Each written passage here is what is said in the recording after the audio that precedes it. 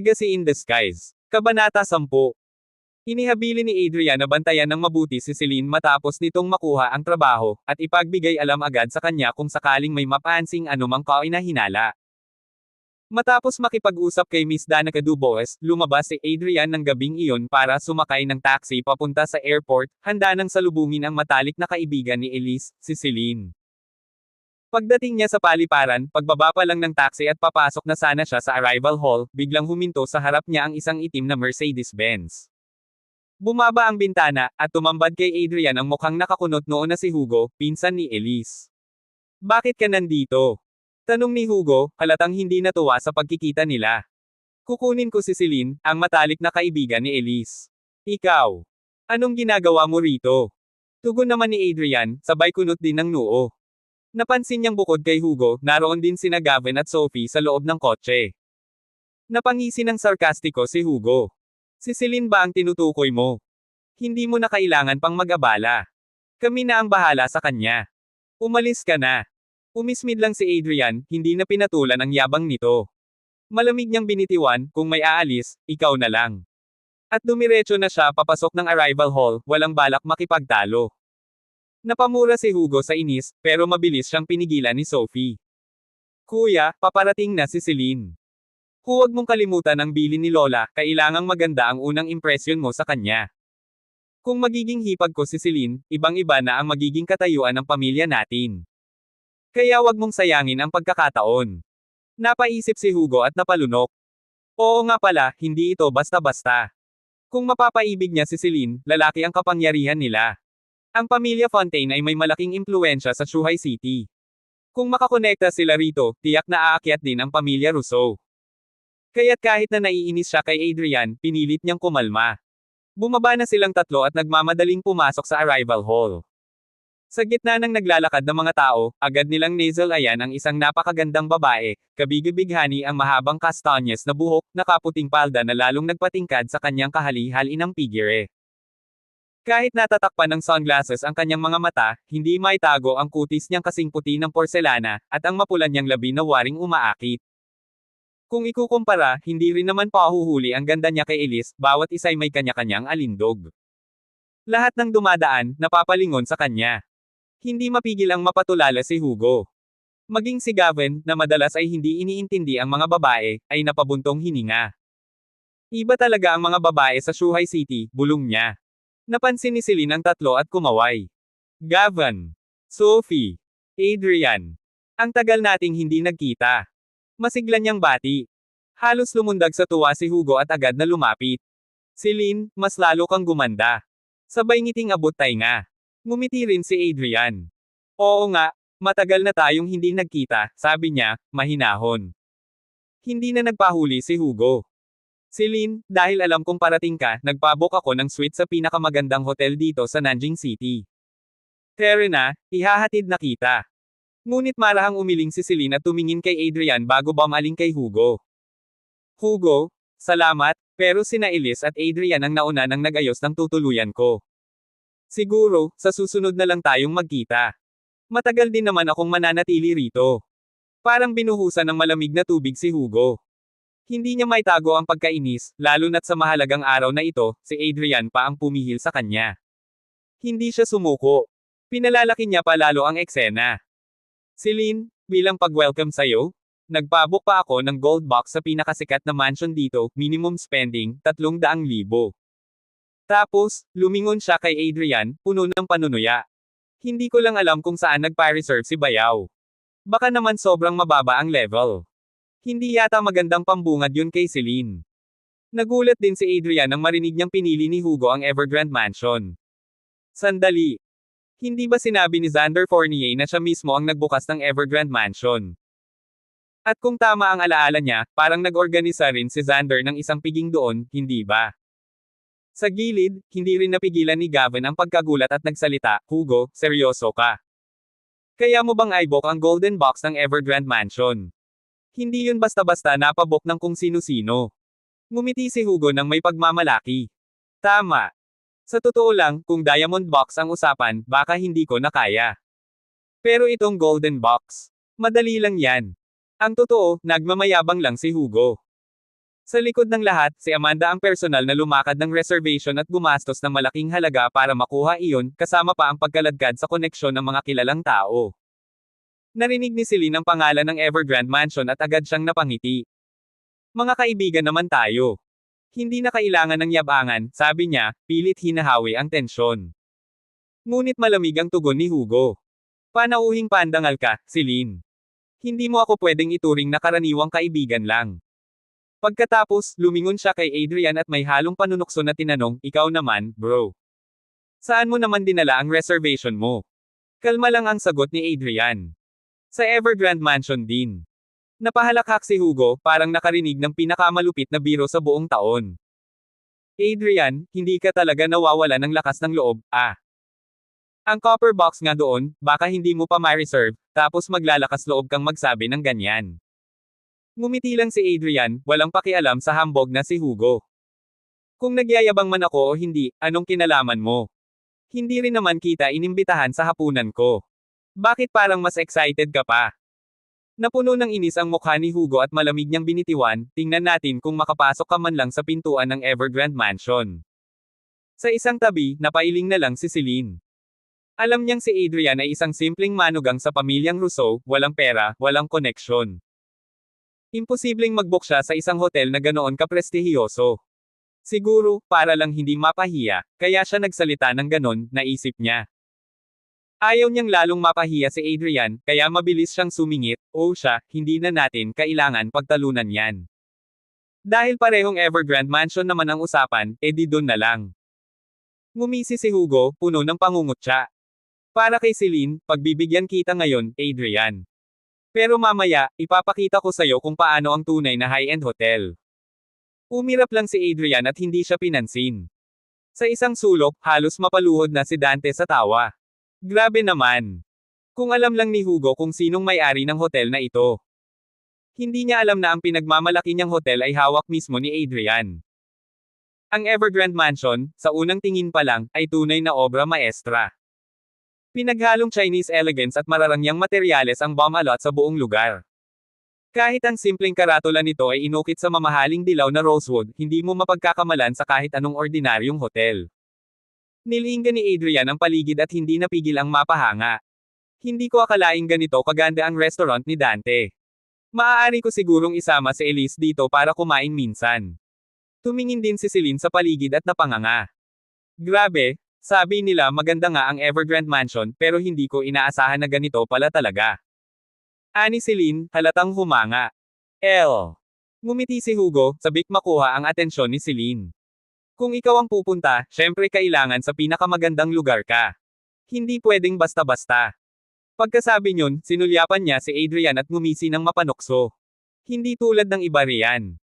Kung hindi dahil sa'yo, Celine, malamang hindi nila mararanasan kahit minsan ang ganitong klaseng lugar. Nag-usisa si Sophie, sabay kindat, Adrian, hindi ka ba nagpa-reserve ng box dito sa Evergrande Mansion? Alin ba sa mga ito? Tara, pikita mo sa amin. Kalma lang na sagot ni Adrian, hindi ko na matindaan kung alin. Nag-text lang ako sa boss nila kahapon, pinakiusapan ko siyang ayusin ito para sa akin. Teka, titingnan ko muna sa mga mensahe. Nagbitaw naman ng mapanuyang komento si Hugo, alam mo ba kung sino ang boss dito? Tigilan mo na yang kay abangan mo. Si Mr. Dante Morel ang may-ari ng Evergrande Mansion. Kung ako sayo, mag-ingat ka, baka marinig ka lang niya at mabali na mga daliri mo. Doon, binuksan ni Adrian ang phone niya, saka tiningnan ang text message na natanggap niya kagabi. Walang kartihan niyang sinabi, sabi niya, naka-reserve sa akin ang diamond box. Pagkarinig nun, napahalakhak si Hugo, halos mabulunan sa tawa. Hahaha. Diamond box. Adrian, baka gusto mo ring sabihing ikaw ang mayor ng Nanjing. Alam mo ba kung sino lang ang pwedeng pumasok sa diamond box? Yung mga bigatin lang. Hindi ka kasama doon, tandaan mo. Tahimik lang si Celine, pero sa isip niya, napaka-trying hard naman nitong si Adrian. Mayabang na nga, wala pa namang kapasidad. Walang pera, walang koneksyon. Nakakahiya. Ngumiti lang si Adrian at hindi na pinatulan. Para sa kanya, sayang lang ang oras sa pakikipagtalo sa mga mababaw ang utak.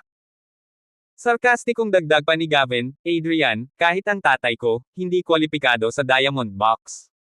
Tapos ikaw, nagyayabang pa.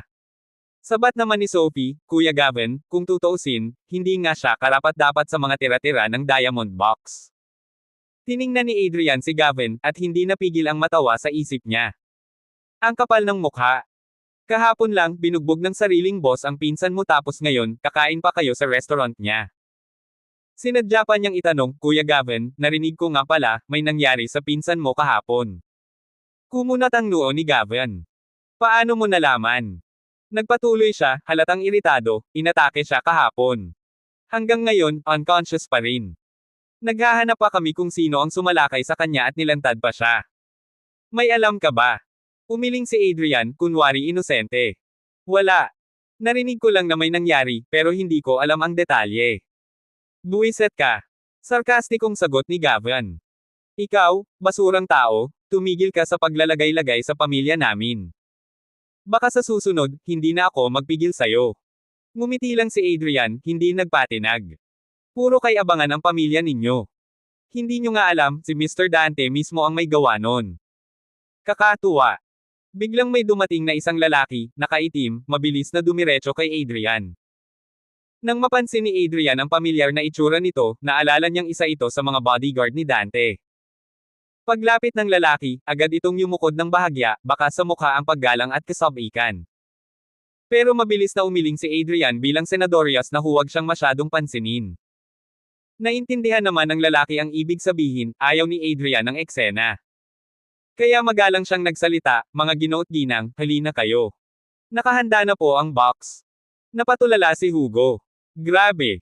May special treatment agad. Hindi pa nga namin sinasabi kung sino kami. Napabuntong hininga si Gavin sa gilid. Hugo, hindi ko alam na ganito kalaki ang koneksyon mo. Mukhang close kayo ni Mr. Dante ha. Idol. Tawang-tawa si Hugo, proud na proud ang mukha.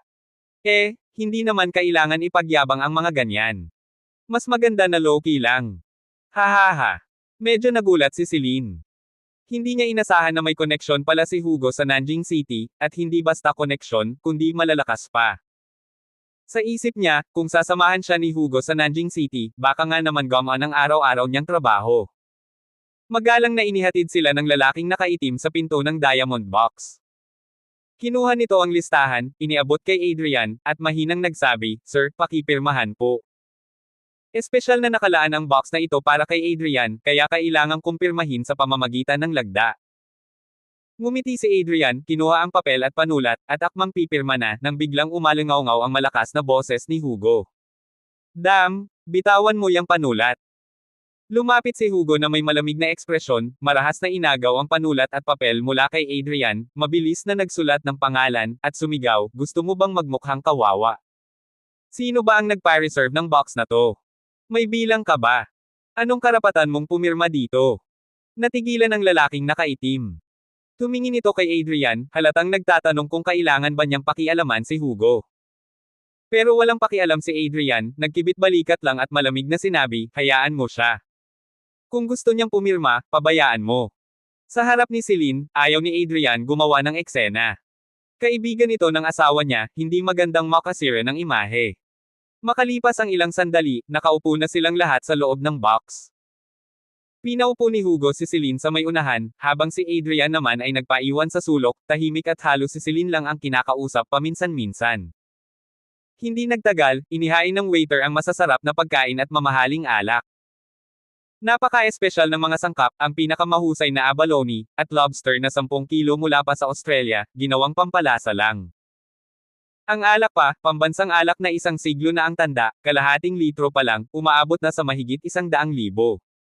Namangha si Celine. Sanay siya sa magagarang handaan, pero hindi niya inasahan ang ganito kasosyal. Hindi rin napigilan ni Gavin ang mapabuntong hininga. Hugo, magkano ang standard meal mo? Tanong niya. Ngumiti si Hugo, proud na sinabi, 300,000. Napakunot noo si Gavin. Hindi to yung normal na 300,000, Yung mga bote pa lang ng alak, lampas na sa ganyan. Lihim na kinabahan si Hugo. Parang may hindi tama. Naalala niya ang kilos ng lalaking nakaitim kanina, baka kaya siya pinakitunguhan ng espesyal. Pero, hindi naman niya kilala ang babae, hindi ba? Komendat si Celine, bahagyang sinulyapan si Hugo, at mahina ang tinig na nagsabing, "Salamat, Hugo." Ngumiti si Hugo at sagot, "Dapat lang, saan ka man pumunta." Pagkatapos, ngumiti pa si Hugo, humarap kay Adrian at tinanong, "Adrian, nakatikim ka na ba ng ganito kasarap na pagkain sa buong buhay mo?" Umismid si Adrian. "Bakit mo naisip yan?" Sarkastikong ngiti ang isinalubong ni Hugo. "Pagkatapos mong tikman ang pagkain ko, baka hindi mo na malasahan ang iba. Kung nagkataon, baka mapaluhod ka pa sa sarap." Tahimik lang si Adrian. Sa totoo lang, noong bata pa siya, mas mararangya pa rito ang mga kinakain nila sa pamilya Laurent. Para sa kanila, ang ganitong klase ng pagkain, ordinaryo lang.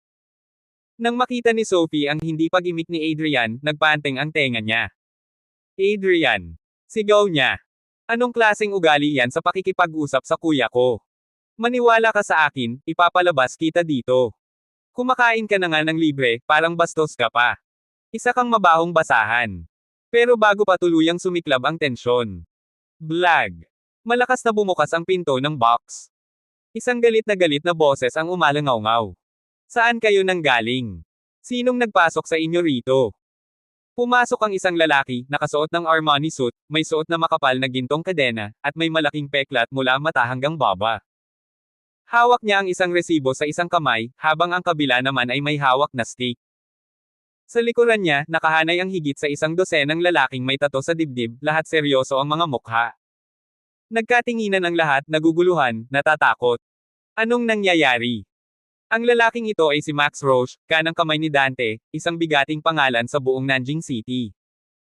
Kasama niya si Dante mula pa kabataan, at sa ilalim ng pangalan nila, nanginginig ang mundo sa takot. Ngayong gabi, personal siyang inutusan ni Dante na ayusin ang diamond box para kay Mr. Adrian. Kaya nang madiskubre niya na si Hugo ang pumirma at gumamit ng box na inihanda nila, halos pumutok sa galit si Max. Galit na galit siya, at takot na takot, dahil ang dapat sana'y marangal na bisita, baka pa mapahiya dahil sa kagagawa ni Hugo. Nangamba si Max na baka iisang mesa lang pala ang nakareserba para sa pinakagarbong piging sa diamond box, at baka dumating ang mga tunay na bisita. Ano ang dapat kong gawin? Sa sandaling iyon, tumayo si Hugo at pasigaw na sinabi, "Ano ba ang ginagawa mo? Ako ang nagpareserba ng diamond box. Bakit kayo pumasok at nanggugulo?" Itinuro siya ni Max at malamig na tinanong, "Ikaw ba si Hugo?" Tumanggaw si Hugo nang may kay-abangan. "Ako nga." Matigas ang tinig ni Max. "Dalhin yan sa akin." Hindi pa man nakakareaksyon si Hugo, dalawang malalakas na lalaki na agad ang humila sa kanya at kinaladkad palapit kay Max. "Anong ginagawa nyo? Bitawan nyo ako!" Sigaw ni Hugo, nagpupumiglas.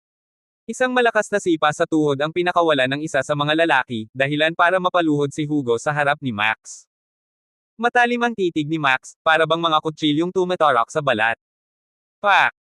Isang slip ng lagda ang walang pakundangang ibinato ni Max sa ulo ni Hugo. "Anong karapatan mo para gamitin ang diamond box?" Single ni Max. Nagkunwaring kalmado si Hugo at mabilis na sagot, "Mayroon sigurong hindi pagkakaintindihan. Maaga kong nireserbo ang box na ito at nagbayad ako ng 300,000 na deposito." Sumabat naman si Gavin, "Ano ba yan?" Si Hugo ang nag-ayos ng lahat. "May mga patakaran ba kayo?" Dumura si Max sa sahig, saka sinampal si Hugo ng malakas. "Gold box. Damn, ito ang diamond box para sa mga piling bisita. Isa kang basura, anong karapatan mong gamitin ito?" Pagkasabi niya nito, natigilan ang lahat. Diamond box. Hindi nakataka-taka kung bakit sobrang luho ng paligid, pati ang pagkain at alak ay pangkamahalan. Hindi pala ito ordinaryong golden box. Nagsimulang pagpawisan si Gavin. Sa lugar na ito, kahit makapasok man lang sa diamond box ay hindi siya karapat-dapat, lalo pat gamitin ito. Mabilis na sabat ni Sophie, "Kuya, hindi mo ba kilala si Mr. Dante? Ipaliwanag mo na sa kanila." Galit na sumigaw si Hugo, "Tumahimik ka nga. Anong pinagsasasabi mo? Sa kakayahan ko, paano ko makikilala si Mr. Dante?" Gulat si Sophie. Kanina sinabi mo." Hindi na alam ni Celine ang uunahin, ang galit o ang hiya sa naririnig mula sa magkapatid. Kanina pa siya nanliliit sa nakikita niyang kahihiyan. Sa mga sandaling iyon, malisyosong ngumiti si Max. "Nang ahas pa kayong gamitin ang pangalan ni Mr. Dante. Mga hayop kayong walang hiya. Kasabay nito, lumapit siya sa mga tauhan niya at utos, hawakan niyo yung kamay ng makong na yan. Turuan natin ng leksyon. Agad nilang hinawakan si Hugo. Hindi na siya makagalaw. At sa susunod na iglap, hinampis ni Max ng pamalo ang braso ni Hugo. Ah! Ang kamay ko! Sira ang kamay ko! Napasigaw si Hugo, pawis na pawis sa sobrang sakit. Dahil sa matinding hapdi, nawalan siya ng malay, para siyang pinatay na baboy. Nang masaksihan ito, parehong namutla si Gavin at Sophie. Ang kanina'y maangas na si Hugo, ngayon ay parang basang sisiw. Sino ba naman ang hindi matatakot sa ganon? Maging si Celine ay nanginginig sa takot. Nagtago siya sa likod ni Adrian, at garalgal ang boses ng tanungin, anong gagawin natin? Pwede ba nilang patayin si Hugo? Marahang tinapik ni Adrian ang balikat niya. Huwag kang matakot. Hindi kita pababayaan habang kasama mo ako. Kahit batid ni Celine na baka hindi kayanin ni Adrian ang ganitong klase ng problema, nagbigay pa rin ito sa kanya ng kaunting kapanatagan. Samantala, parang walang puso, sinipa pa ni Max si Hugo, na walang malay, sabay sigaw, isang hampas lupa. Paglingon niya, hinanap niya ng tingin si Gavin. At ikaw? Galit na turan ni Max. Kanina pa kung ano-ano ang sinasabi mo. Tara, lumapit ka rito? Scum ka. Abangan ang mga susunod pang kabanata ng Legacy in Disguise.